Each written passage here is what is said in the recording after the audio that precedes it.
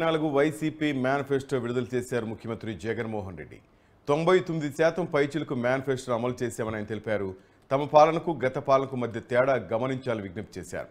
5 ఏళ్లలోనే మేనిఫెస్టోకు గౌరవం తీసుకొచ్చామని, మేనిఫెస్టో ప్రతి అధికారి దగ్గర ఉంటుందని స్పష్టం చేశారు. అలాగే 2,70,00,000 మందికి లబ్ధి చేకూర్చామని జగన్ తెలిపారు. మొత్తం మీద జగన్ అనుకున్న విధంగానే మేనిఫెస్టోను విడుదల చేశారు. పాత పథకాల కొనసాగింపు అలాగే విస్తరణ కనిపించింది. పెన్షన్ 3,500 రూపాయలకు పెంచారు. 4 పోర్టులు, ఫిషింగ్ హార్బర్ల పూర్తి గురించి ఆయన తెలియజేశారు. ఇక వైఎస్ఆర్ చేయూత అంటూ 45 సంవత్సరాలు పైబడ్డ వయసు ఉన్న మహిళలకు 75,000 నుంచి 1,50,000కు పెంచారు. ఇక వైఎస్ఆర్ కాపు నేస్తం 60,000 నుంచి 1,20,000కు పెంచారు. అమ్మఒడి 15,000 నుండి 17,000 నుంచి 17,000కు పెంచారు. ఇక వైఎస్ఆర్ సున్నా వడ్డీ రుణాల కింద పొదుపు సంస్థలకు 5 ఏళ్లకు గాను 3 లక్షల రూపాయలు కేటాయించారు. కళ్యాణమస్తు, షాదీ తోఫా కొనసాగింపుగా మద్దతు ఇచ్చారు. పేదలకు ఇళ్ల పట్టాలు కొనసాగింపు సంబంధించి పట్టణ గృహ నిర్మాణ పథకం కింద ప్రతి ఏటా 1000 కోట్ల కేటాయింపు. పట్టణాల్లో ఉండే మధ్యతరగతి ప్రజల కోసం ఈ పథకం వర్తిస్తుందని ఆయన తెలియజేశారు. ఇక రైతు భరోసా 13,500 నుంచి 16,000కు పెంచుతూ మేనిఫెస్టోలో మెన్షన్ చేశారు. ఇక రైతులకు పంట రుణాలు కొనసాగుతాయి. అలాగే వైఎస్ఆర్ బీమా కింద ఆత్మహత్యలు చేసుకున్న రైతు కుటుంబాలకు అండగా ఉంటామని ఆయన తెలియజేశారు. అటు మత్స్యకార భరోసా, వాహన మిత్ర కొనసాగుతాయని స్పష్టం చేశారు. స్వయం ఉపాధి పథకాన్ని కొనసాగిస్తూ వాహన మిత్రులను సొంత టిప్పర్, సొంత లారీ నడిపే వాళ్ళకు కూడా విస్తరిస్తామని, ఎవరైనా ప్రమాదాల్లో చనిపోతే 10 లక్షల బీమా కల్పిస్తామని ముఖ్యమంత్రి తెలియజేశారు. మరొక ముఖ్య విషయం, లాయర్లకు లా నేస్తం కొనసాగింపు. కొత్త లాయర్లకు 3 ఏళ్లంటూ చేనేత నేస్తం కొనసాగిస్తామని, ఆప్కో బకాయిలు చెల్లించామని, ఈ దఫా కూడా కొనసాగిస్తామని చెప్పారు. స్కిల్ హబ్బుల కొనసాగింపు కూడా ఆయన తెలియజేశారు. మొత్తం మీద మేనిఫెస్టో అంటే పవిత్రమైన గ్రంథం. 2019 మేనిఫెస్టోలో 99% హామీలు అమలు చేశాం. ఇప్పుడు కూడా ఈ మేనిఫెస్టోలో చెప్పిన అమలు చేస్తామంటూ ఆయన చెప్పకనే చెప్పారు. రైట్, దీనికి సంబంధించిన అప్డేట్స్ మా అమరావతి రిపోర్టర్ ప్రసన్న అడిగి తెలుసుకుందాం. ప్రసన్న, చెప్పండి.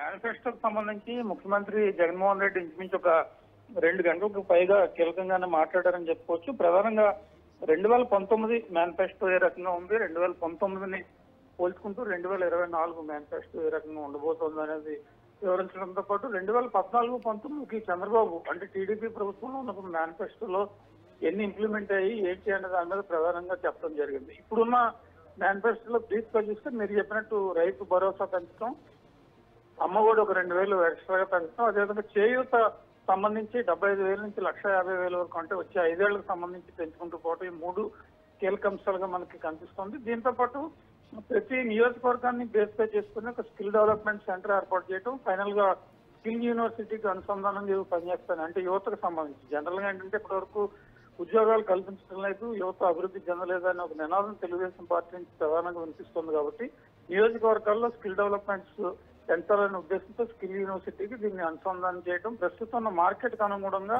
ఈ స్కిల్ ట్రైనింగ్ ద్వారా జాబ్స్ ఏ రకంగా ఇవ్వాలనే దాని మీద నిర్ణయం తీసుకున్నారు. ఇక మౌలిక వసతులకు సంబంధించి అందరికీ ఇళ్ల స్థలాల విషయంలో ఎవరికైతే రాలేదో అర్హత ఉండి వాళ్ళని కొనసాగించడం, ఇళ్లు కంప్లీట్ చేయడం, అంటే వచ్చే 2 ఏళ్లలో పూర్తి స్థాయి ఇళ్లు కంప్లీట్ చేస్తామని కూడా ఈ మేనిఫెస్టోలో స్పష్టంగా చెప్పడం జరిగింది. ప్రధానంగా ఆయన ఏంటంటే టీడీపీ ఇచ్చిన హామీలు ఇప్పుడు వైసీపీ అమలు చేస్తున్న మేనిఫెస్టో, అదేవిధంగా కొత్త మేనిఫెస్టో, ఈ మూడింటిని కంపేర్ చేసుకుని ప్రస్తుత ఆర్థిక పరిస్థితుల్లో బడ్జెట్ ఎంతవరకు అవుతుందనేది ఒకసారి ఆలోచించుకోవాలని కూడా ముఖ్యమంత్రి చాలా స్పష్టంగా ఒక 2 పేజీల డాక్యుమెంట్ విడుదల చేస్తూ కూడా చెప్పడం జరిగింది. అదేవిధంగా ఈ పెన్షన్ కు సంబంధించి కూడా ఇప్పటికిప్పుడు నిర్ణయం తీసుకోకపోయినా ఈ వచ్చే 5 ఏళ్ల కాలంలో చివరి 2 ఏళ్లు పెంచుతామని కూడా చాలా స్పష్టంగా చెప్పడం జరిగింది. ఓవరాల్ గా ప్రస్తుత మేనిఫెస్టో గత మేనిఫెస్టో కంటే 19లో ఉన్న మేనిఫెస్టోకి కొనసాగింపుగానే ఈ మేనిఫెస్టో ఇచ్చారని మనం చెప్పుకోవచ్చు. శ్రీనివాస్, రైట్, మొత్తం మీద ఒక విధంగా చూస్తే ప్రసన్న పాత సీసాలో కొత్త సార్ అని కొంతమంది కామెంట్ చేస్తున్నారు. కొంతమంది పాత సీసాలో పాత సార్ అని అంటున్నారు. తమ్ముళ్ళు కూడా కొంత ఉత్సాహం చూపిస్తున్నారు. ఎందుకంటే 3,500 అని జగన్ అంటున్నాడు, కానీ 4,000 రూపాయలని ఆల్రెడీ చంద్రబాబు ప్రకటించున్నాడు కదా. ఈ నేపథ్యంలో వైఎస్ఆర్సీపీ శ్రేణులు కానీ ఆ పార్టీ నేతలు హ్యాపీగానే ఉన్నారు ఈ మేనిఫెస్టో పట్ల? అంటే వైసీపీ శ్రేణులు ఆనందంగా ఉన్న పరిస్థితి కనిపిస్తుంది. ప్రధానంగా చెప్పేది ఏంటంటే చంద్రబాబు ఇచ్చే మేనిఫెస్టో ఆయన ఏం ప్రకటించినా ప్రజలు నమ్మే పరిస్థితి లేదు. 2014 నుంచి 19 వరకు ఉన్న సిచ్యువేషన్ ఆయన వివరించడం, ఆర్థిక పరిస్థితి ఏ రకంగా ఉన్నా ఈ మేనిఫెస్టోని ఈ గవర్నమెంట్ బాగా ఇంప్లిమెంట్ చేస్తుందని చెప్పడం, ఇవన్నీ కూడా కీలక అంశాలుగా కనిపిస్తున్నాయి. వైసీపీ కూడా ఇదే అంశాన్ని చెప్తుంది. టీడీపీ ఎన్ని హామీలు ఇచ్చినప్పటికీ దాన్ని నమ్మే పరిస్థితిలో లేదు. మీరు ఇందాక చెప్పినట్టు అమ్మఒడి పెంచారు, మహిళా శక్తి కింద ఇంట్లో ఎంతమంది ఉంటే అంతమంది మహిళలకు ఇస్తామని చెప్పడం జరిగింది. దీంతో పాటు పెన్షన్ పెంచుతామని చెప్పారు. మహిళలకి ఉచిత బస్సు ప్రయాణం టీడీపీ ఇప్పటికే సూపర్ 6 సూపర్ 8 అని చెప్తూ ఉంది. అయితే ఇప్పుడు జగన్మోహన్ రెడ్డి చెప్పిన దాని ప్రకారం హామీలు ఎంతవరకు అమలు చేసే పరిస్థితిలో ప్రస్తుత ఆర్థిక పరిస్థితి ఉంది, గత ప్రభుత్వం అంటే చంద్రబాబు హయాంలో ఉన్న ప్రభుత్వాన్ని ఎంతవరకు నమ్మాలి, ఇవన్నీ దృష్టిలో పెట్టుకుని ప్రస్తుతం మేనిఫెస్టోని చూడాలనే విధంగా కూడా మనకు ప్రసంగం సాగిందని మనం చెప్పుకోవచ్చు. శ్రీనివాస్ రైట్. ఇవి కాకుండా ఇంకా కొత్తగా అంటే ఈ మేనిఫెస్టోలో నీకు ఏమనిపించింది ప్రసన్న? కొత్తగా ఏమైనా ప్రవేశపెట్టినట్టు అనిపించిందా, యాడ్ చేసినట్టు కనిపిస్తుందా?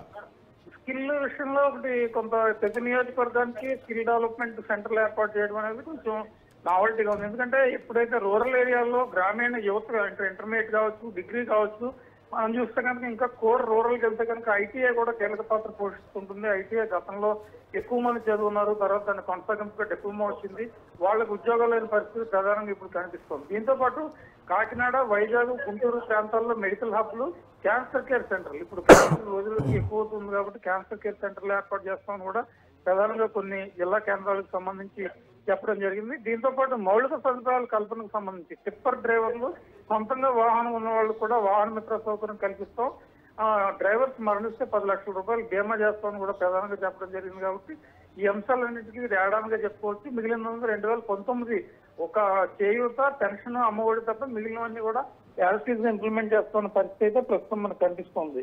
అంటే పాత పథకాలే కొనసాగింపు, వాటిని ఎక్స్పాండ్ చేస్తున్నట్టు అనిపిస్తుందా ప్రసన్న?